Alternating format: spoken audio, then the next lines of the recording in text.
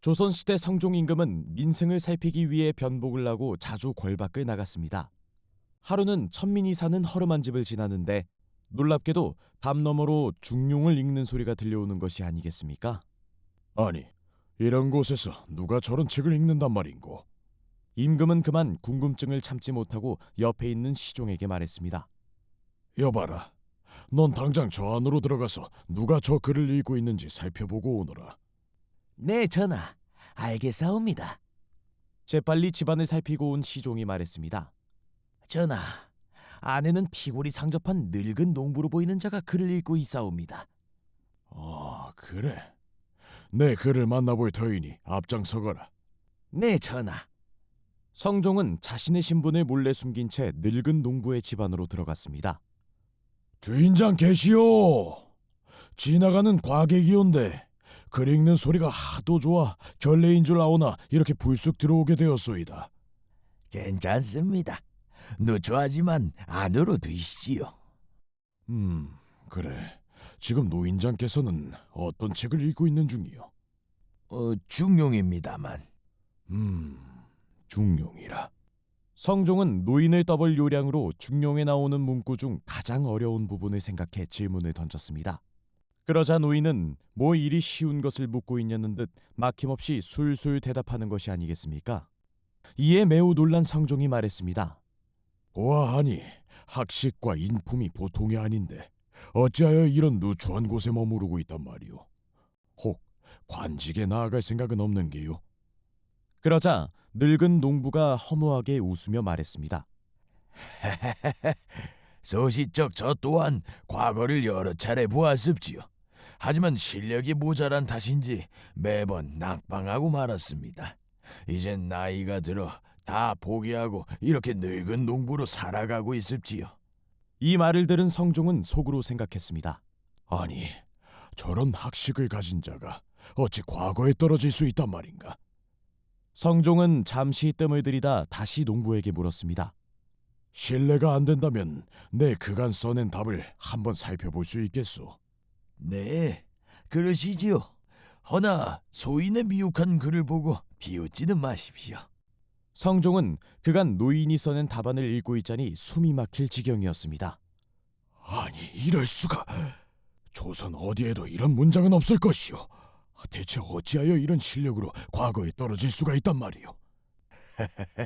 그거야 제 실력이 한참 부족하기 때문이겠지요. 성종은 속으로 생각했습니다. 이 망할 놈의 것들. 이는 분명 대신들이 과거를 공정하게 치르지 않고 사리사욕을 채우고 있다는 뜻이렸겠다.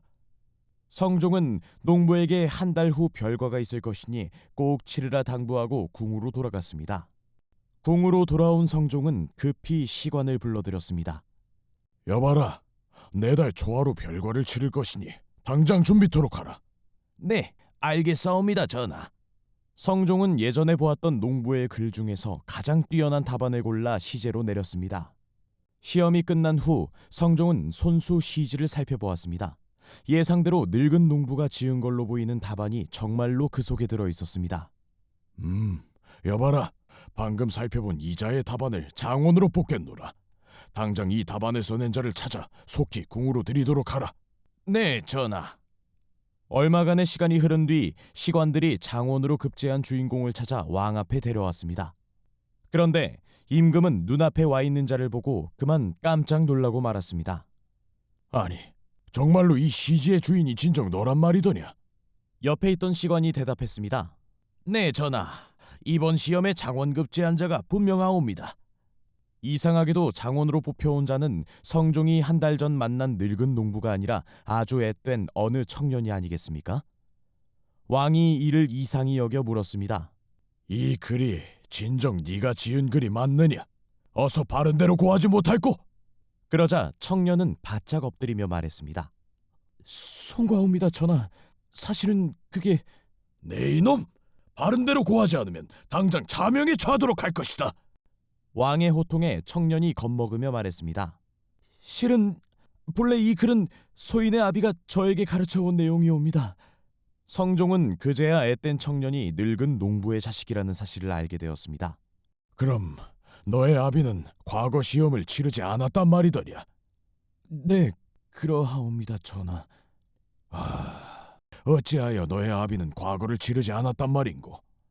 전하, 송구하옵니다만 소인의 아비는 이미 한 달 전에 생을 마감하였나이다. 그 말을 들은 왕이 깜짝 놀라며 다시 물었습니다. 아니, 무엇 때문에 죽었단 말이더냐?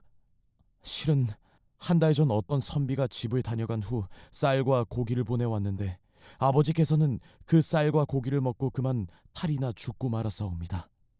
성종은 순간 아차 싶었습니다. 사실 그 쌀과 고기는 성종이 궁으로 되돌아온 뒤 노인이 굶는 것이 안타까워 시종을 시켜 몰래 하사품을 내린 것이었습니다. 아마도 굶주린 생활을 오래 하다 보니 갑자기 기름진 음식을 먹고 그것이 화근이 되어 생명을 잃었던 것입니다. 그 말을 들은 성종이 안타까워하며 말했습니다.